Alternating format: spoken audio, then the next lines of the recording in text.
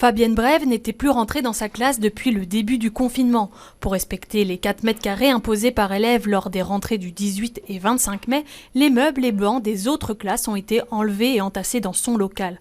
Alors que sa classe sert aujourd'hui de débarras, l'institutrice de 5e primaire apprend qu'elle a une semaine pour tout ranger. Il était prévu pour la semaine prochaine que j'accueille les élèves en difficulté dans une autre classe qui était aménagée avec les 4 mètres carrés.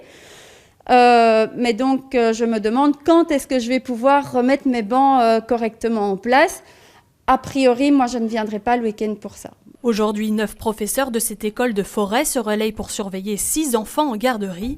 Parmi eux, Julia, qui devra à nouveau, dès mardi prochain, s'occuper des 29 enfants de sa classe. Ici, on était dans une situation de silo à peu près contrôlée, on va dire, dans une situation particulière, et on va nous demander, sur 4 jours de temps, de devoir passer d'une situation, je vais dire, quasi extrême et particulière à une situation de normalité. Un non-sens pour elle et ses collègues, et du côté des syndicats aussi, cette rentrée est irréalisable. La rentrée mardi, vous imaginez bien que c'est quasiment impossible. Donc, de nouveau, le monde de l'école a l'impression d'être un peu, les termes qu'on emploie le plus, c'est pantin, marionnette, c'est ce que je lis le plus dans les témoignages des enseignants. Certains professeurs ont déjà émis l'idée de déposer un préavis de grève.